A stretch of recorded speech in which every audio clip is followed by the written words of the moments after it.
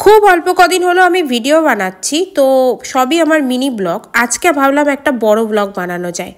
চলো শুরু করি। আমি গিয়েছিলাম সোদপুর পানিহাটি ইস্কনে। প্রথমে ঢুকেই ওদের অফিস রয়েছে, আর পাশের ঘরটাতে ওদের দুপুরবেলা কুপন কেটে খেতে দেওয়া হয়। পাশে যে দোকানগুলো রয়েছে এখানে ভগবানের সব কিছু পাওয়া যায়, খাওয়া থেকে মাথায় দেওয়া, যা তোমার চাই। সকলকে আমার ব্লগে স্বাগত। সকলেই অনেক ভালো থেকো, সুস্থ থেকো, ভগবান ভালো রাখুক এই কামনায় করি। তো দেখো, এই যে দোকানটা দেখছো, এই দোকানে গোপালের জামা থেকে শুরু করে বড় মূর্তি সব কিছু এখানে পেয়ে যাবে জিনিস।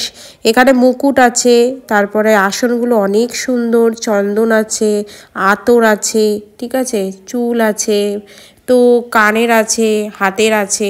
আমি ওখান থেকে টুকটাক কিছু কেনাকাটা করে আজ যাচ্ছি রাঘব পণ্ডিতের বাড়ি, যে উদ্দেশ্যে আমার যাওয়া। অনেকেই কাছে পিঠে ভগবানের ধাম খুঁজে পাও না, তো রাঘব পণ্ডিতের বাড়ি কিন্তু খুবই কাছে, সোদপুরেই রয়েছে পানিহাটিতে। আমি চলে এসেছি রাঘব ভবন।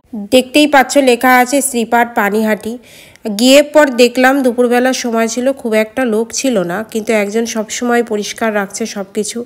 আর আমি প্রথমেই ঢুকে পড়লাম। ঢুকেই দেখো যে জিনিসটা আসলে দেখার, এই যে রাঘব পণ্ডিত, যিনি কিনা শিক্ষাদান করছে, মহাপ্রভুর খুব প্রিয় একজন শিষ্য বলতে পারে। তাদের লেখা বইগুলোই আমাদের ভগবানের লীলা কীর্তন জানতে সাহায্য করে এবং ভগবান কেমন ছিলেন জানা যায়। দেখো, আমি পরিক্রমা করছিলাম, 3বার পরিক্রমা করতে হয়। পাশেই ঘন্টা রয়েছে, আর ওপরটা এত সুন্দর মাচা করে ছাউনি করা রয়েছে লতা পাতা দিয়ে, তো মনে হচ্ছে একটা অন্য পরিবেশে চলে এসেছে। বিশ্বাস করো, সেরকম টোল টাইপের ফিলিংসই আসছিল।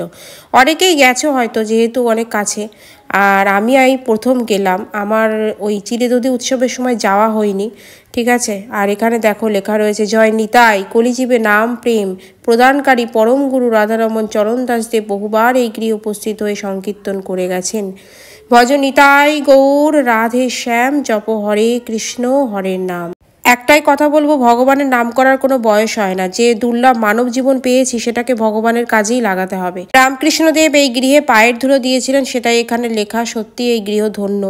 আর এখানেই সেই ঘাট রয়েছে যেখানে চিড়েদধি উৎসবের সময় প্রচুর ভিড় হয়।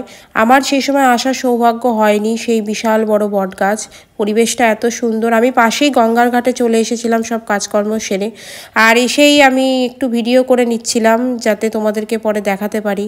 এত সুন্দর পরিবেশ, অনেক মানুষ বসে রয়েছে, তাদের মতো করে জীবনটা কাটাচ্ছে। গঙ্গার ধারে বসে খাওয়া দাওয়া করার একটা ফিলিংসই আলাদা। তো যাই হোক, সময়টা জগদ্ধাত্রী পুজোর সময় ছিল, আর সন্ধে হলে অনেক ভিড় হয়ে যেত। আমি আর বেশি দেরি করলাম না, বাড়ির উদ্দেশ্যে বেরিয়ে পড়েছি। দেখা হবে পরের ব্লগে। ততক্ষণ সবাই ভালো থেকো, টাটা।